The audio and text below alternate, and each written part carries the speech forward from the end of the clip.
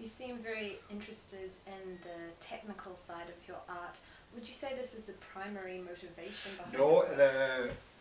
I just like the beauty of watercolour. It knocks me every time when it's properly done. When it's properly done, the way good quality paper, partially left white, and strong glazes of colour going in round about that with a given or a non-referential image, I still find an extremely exciting aspect. The other thing that you take on board, it's the least important of the formal devices. Watercolourists have pinched the word from the letterers, but we call it calligraphy, which is hand lettering. But it's a good term for the linear element which decorates a watercolour. Now, the linear decoration in watercolour is probably more poetic and more eloquent than in the other mediums. I say that with absolutely no embarrassment. So as well as keeping the painting open, getting shots of colour in, you're also anticipating, is there going to be calligraphy in this?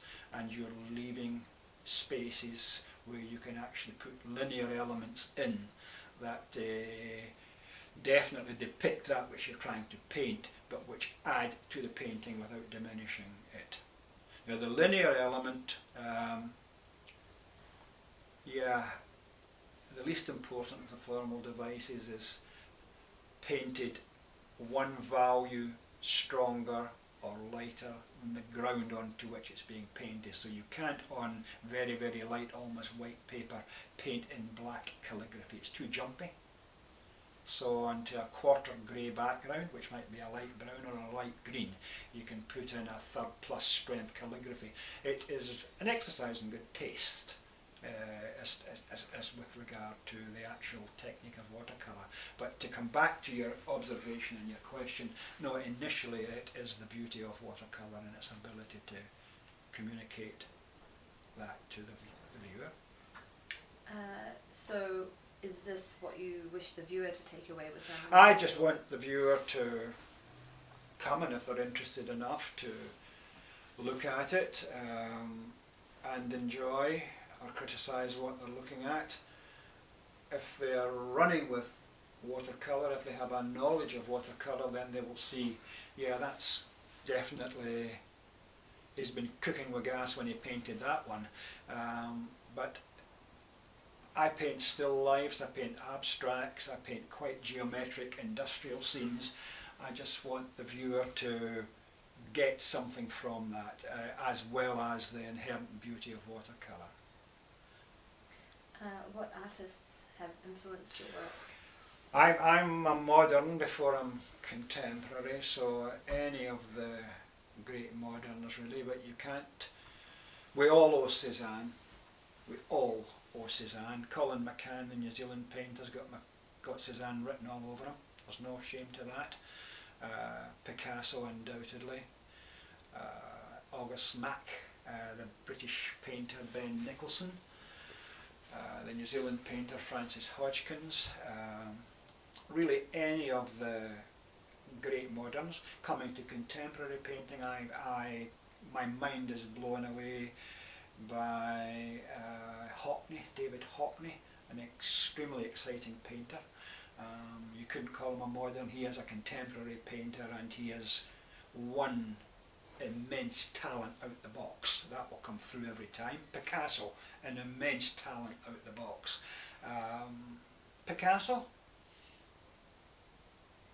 Hockney's less of a plagiariser than Picasso was. Picasso was very good at borrowing ideas. They didn't always like Picasso going into their studio because he was cleverer than they were. He could see where they were going, and he could develop that at twice the speed they were. Hockney is just clever. So coming out with my admiration and my undoubted debt, and that's where I belong with the moderns, Hockney is one who I single out as an exceptional talent for what's on the go today. But I like the Expressionists. But yeah, back to Matisse, back to Cézanne, back to Picasso, back to August Mack. These are just great painters. You you're originally from Scotland. Yes, Glasgow, yeah. But does New Zealand influence your work in any way? Oh yes, yes. I wouldn't be living in New Zealand if I didn't want to. Don't miss the British weather. It has its own landscape, its own seascape, which is quite exciting. I don't always paint landscapes, I don't always paint seascapes. It has its own fauna and flora. It has quite a harsh raw light.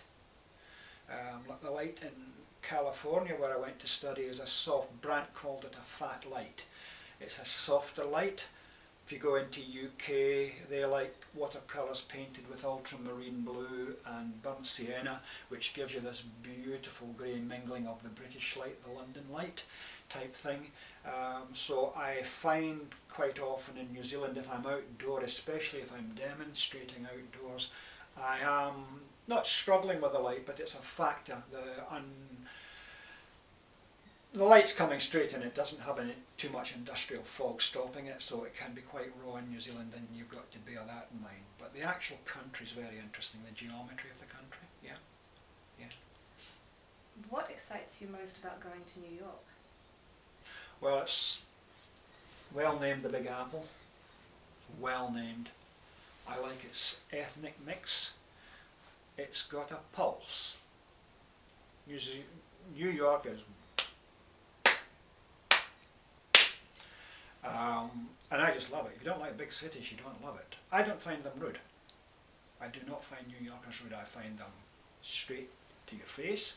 I find you ask a question, you get it answered. I like the mix of the restaurants, the delis, everything about the place. I like its various districts, going down into Little Italy. We walk in New York. We don't. We walk and we take the tube, but that's what we do in Paris too. We walk because you see things by walking, and yeah, I just like the place. It's very stylish. It's very well dressed. If you're in Manhattan, the business community is very stylish, and they're walking. Yeah, interesting place. What do you hope to bring to the exhibition? Oh, hopefully, you can't tell all from a couple of paintings, but hopefully can contribute maybe 2 images of New Zealand that might be a wee bit left of centre and give them something to look at that they will enjoy. That's all I could say with any modesty. I don't stand in awe of New York, as it ain't the art centre of the capital, regardless of what the New Yorkers might like to think. This is a very big world with a lot of good painters all over the place. New York has more than its fair share of them. So I just hope with what's coming in from Flagstaff, from down under, there will be some images that will interest the people who are kind enough to come along and give it a look. And finally, what are your thoughts on the Flagstaff bringing New Zealand art to? Well, I've got to give Flagstaff 12 out of 10 for that one. I think under Alka's stewardship with her colleagues, this is a very aggressive, in the best sense of that word, project that's being undertaken. I caught the bus from Auckland into Orange County to study painting on a very regular basis with Rex Brandt. So I know the distance. That's a big ocean that you're flying up non-stop. So we are coming literally from down under, North Australia, into one of the biggest cities in the world. And the logistics of that, the homework, and I'm watching the strategy, the business strategy. I was damage control and the graphic size of industry for quite some time here in New Zealand. Saved my employer quite a lot of money with colour decisions, and I am aware of logistics and what's being undertaken by Flagstaff and the homework that has to be done.